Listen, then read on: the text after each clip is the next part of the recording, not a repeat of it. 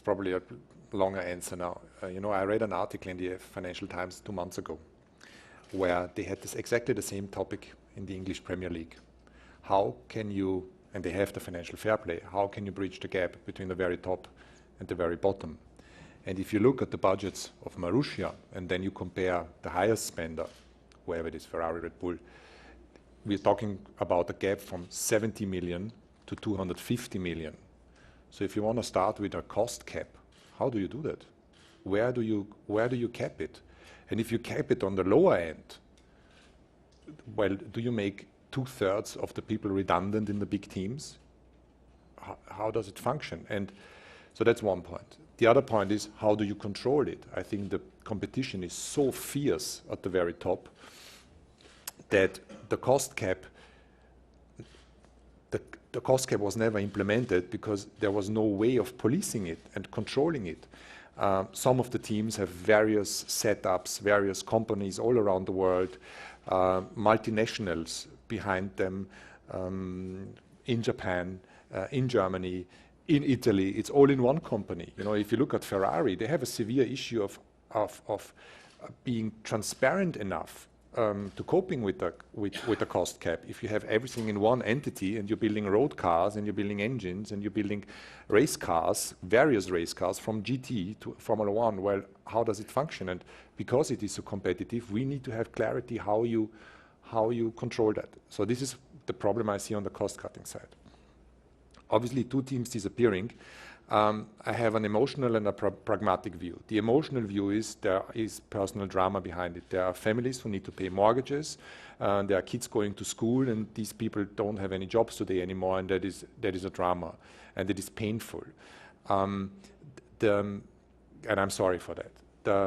The rational side of things is that we have seen in the past teams come and go.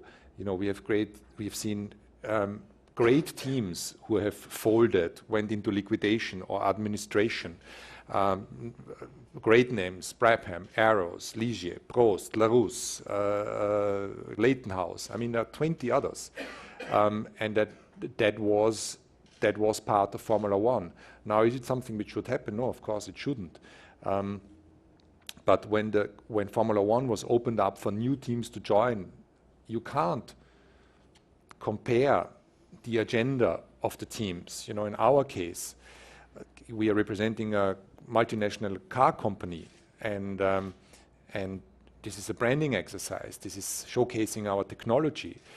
And on the other side, if you look at Marussia and Caterham when they joined the sport, it was a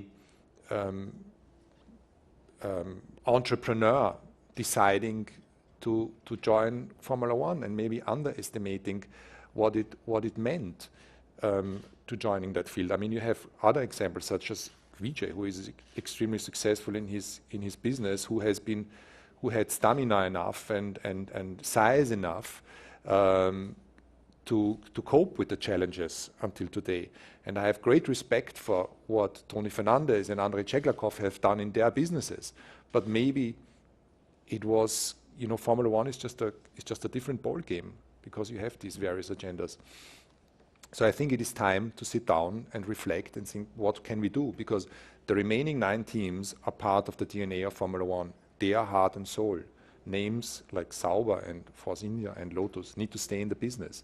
And I think we all need to sit down, not with our own little narrow agenda of wanting to win that championship, and this is why I am paid and why Eric is paid, but by looking at the whole of Formula One. But I think there are, like in any other sport, like in any other industry, this is the pinnacle. This is the pinnacle of motor racing. And if you want to compete in the pinnacle of motor racing, you need to have the resources of competing there. And this is a high entry barrier sport. If you want to, I'm getting overboard now, but if you want to set up an airline tomorrow, it's going to be difficult because Lufthansa is going to eat you up. If you want to go motor racing and you want to do Formula One, like the new teams decided 4 or 5 years, you need to understand that this is the very top.